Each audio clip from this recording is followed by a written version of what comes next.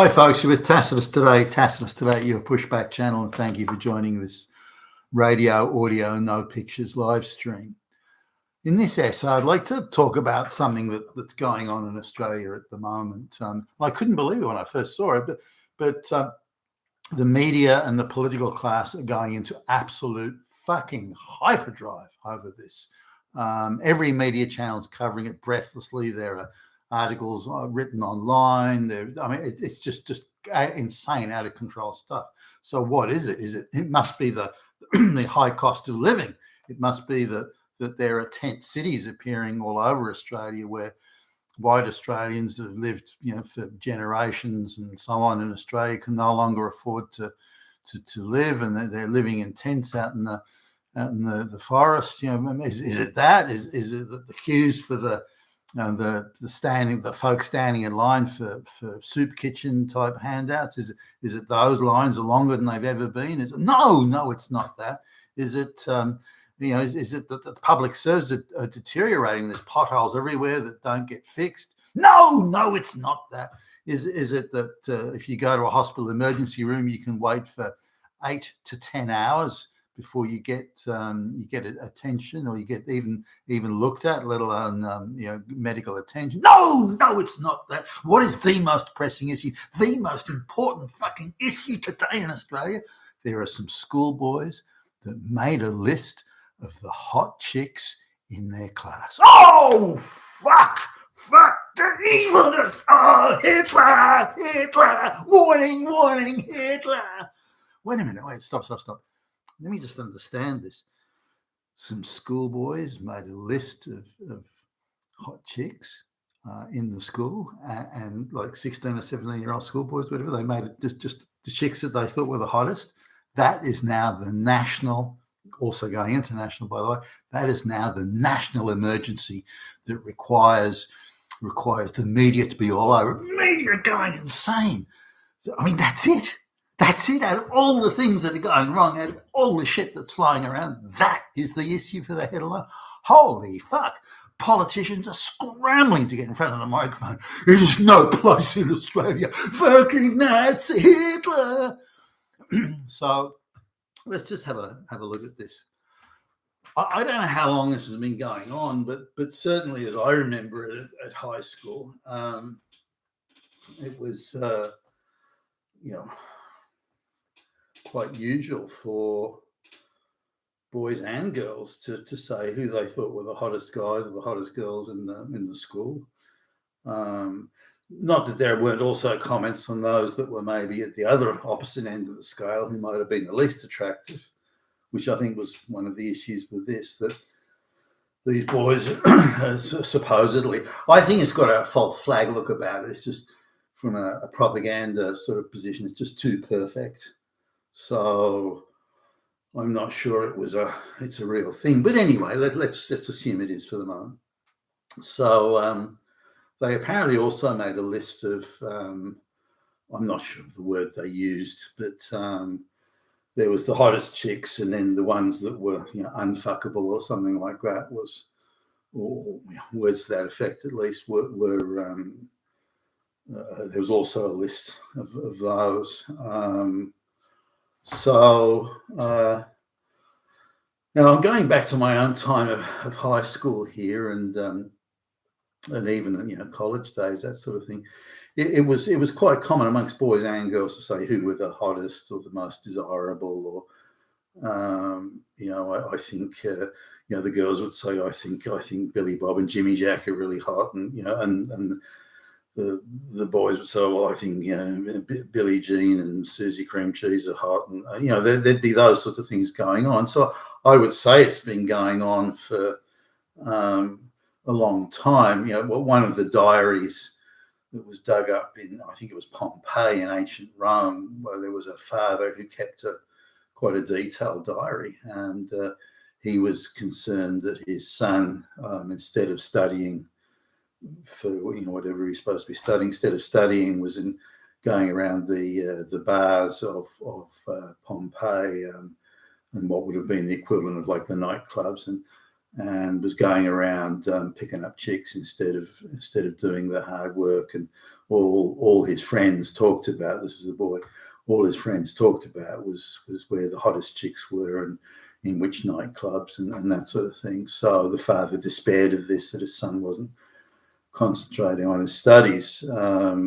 Similarly, he complained that his daughter, or more than one daughter, I think, but his eldest daughter was spending her time in the marketplace or in the main sort of shopping area, hanging out with her friends, trying to attract the attention of gossiping and trying to attract the attention of young men.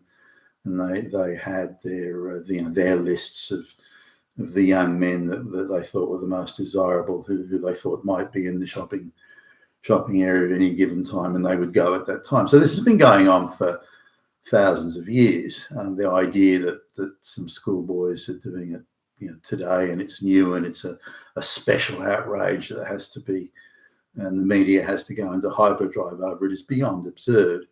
It just strikes me as just too choreographed.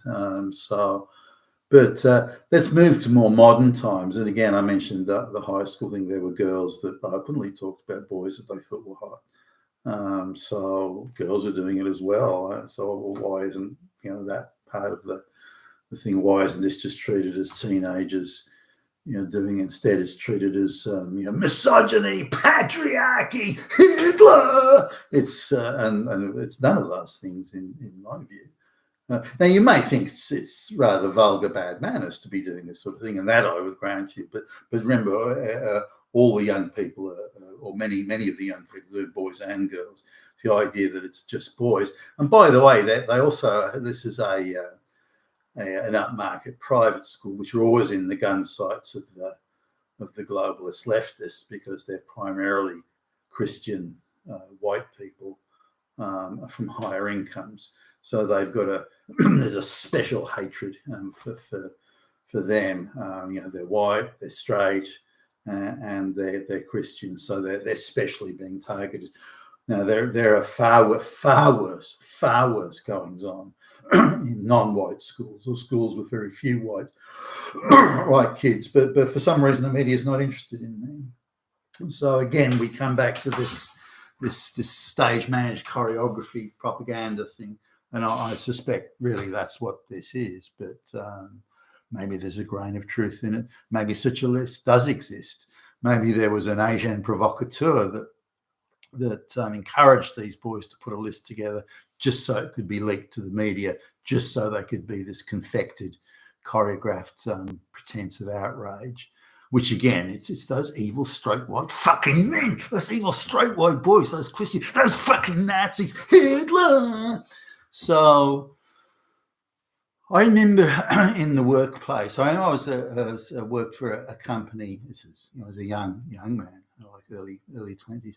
I worked for a company where they had one of their branch offices was staffed. I think it was like 100% by women. There was a couple of older guys who I thought were ancient at the time. They're probably only in their 50s or something, but younger than I am today. But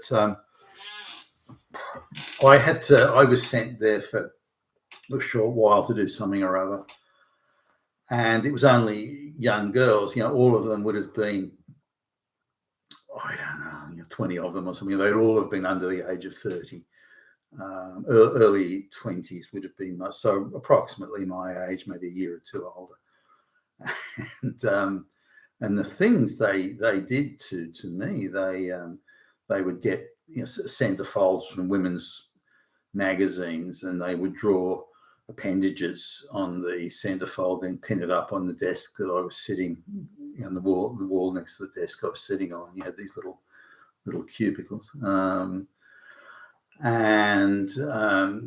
go in to get a cup of coffee in the tea room, and they'd come in and they'd put extra lipstick on them, and they'd sort of put these lipstick hickeys all over me, and they thought this was terribly funny. I mean, today I could probably get them all arrested, sexual harassment or something.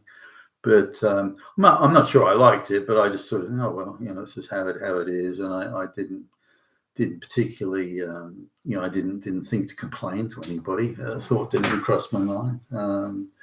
But this was now when I finished there, which again I was only there. I can't remember what I was there to do, but anyway, I was there to do something. Some of the girls were slipping me notes, like when that I left, and they decided to take me out for like a little mini party or something. And I thought, I wonder what they're doing.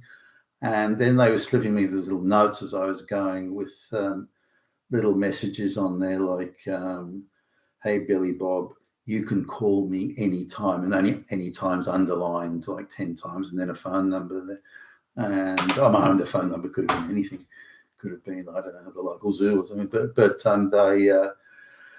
these were the sort of things that were going on. So this idea that women don't do these, or girls don't do these sorts of things, is absurd.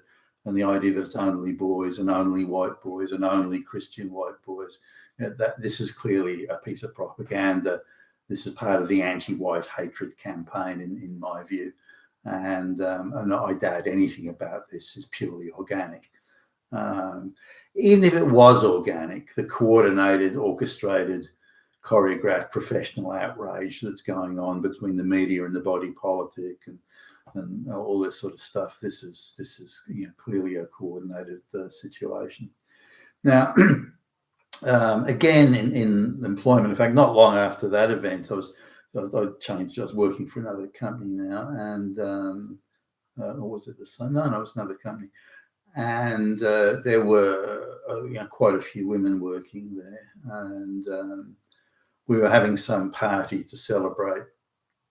This is in the office, to celebrate something or other, and the women were up on the whiteboard, and they were writing up the names of when I came in, I noticed all the names that they were writing up were men. These girls were pretty tipsy, if not drunk at the time.